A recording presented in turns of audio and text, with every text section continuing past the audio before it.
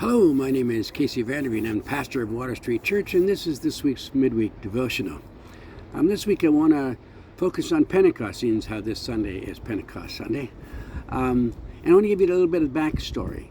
Let me begin by saying that God often gave his people signs and symbols of his presence.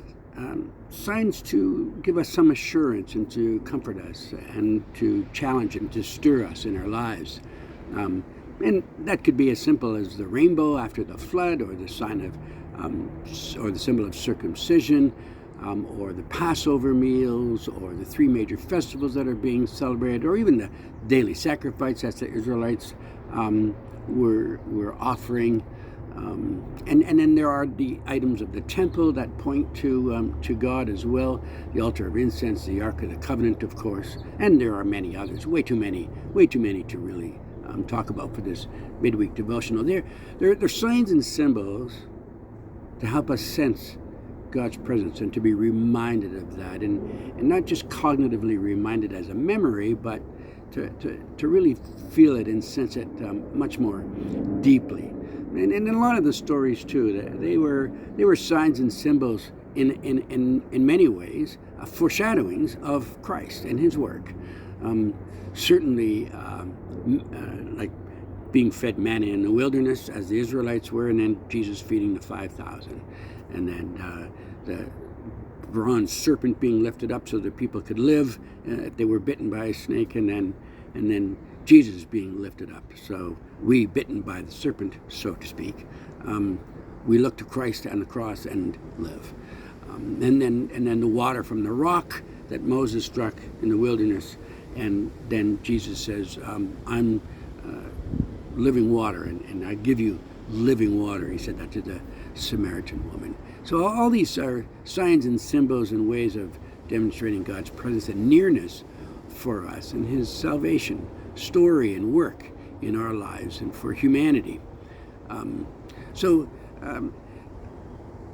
The people of Israel were given also a wonderful sign, and this relates specifically to Pentecost, the pillar of cloud by day and the pillar of fire by night.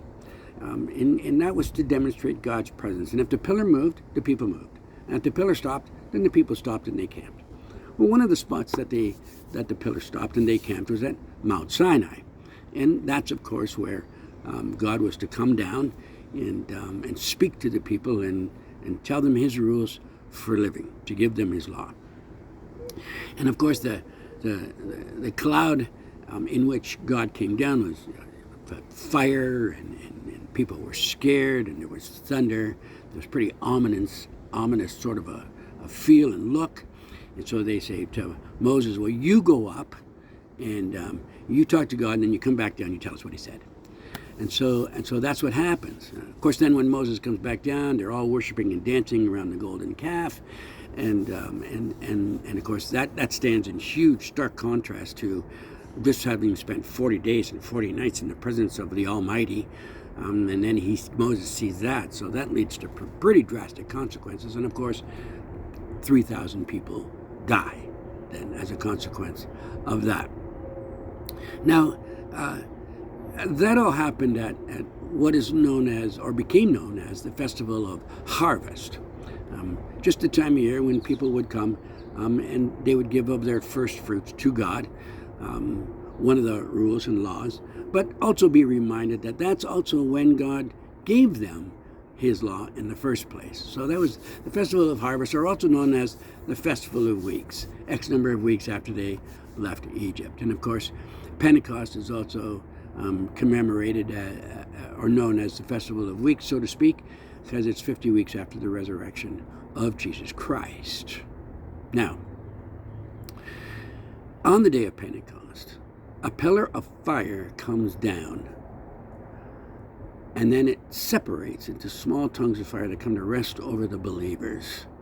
And then they begin to suddenly declare the glorious works of God.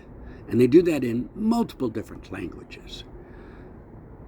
I don't know, that sounds pretty convincing. And of course, if you look at all of the other things that happened not just at Mount Sinai, but with the pillar of fire and so on, then those are all foreshadowings, wonderful ways for us to make the connection and go, yeah, okay, now I can see that.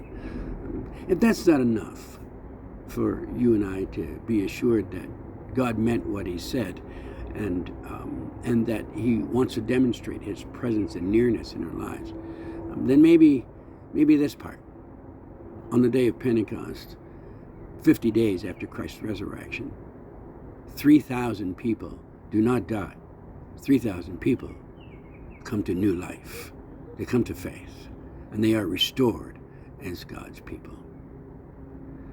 God arranged all those things, signs and symbols and stories, so that we could be convicted in our own heart of hearts that he is real, that his desire is to be a loving, faithful God to the end. So, that's story is to help us come to faith and to learn to place our trust in him. May God bless you as you think about that this week and prepare for the day of Pentecost this Sunday. Have a great day. Thanks. Bye-bye.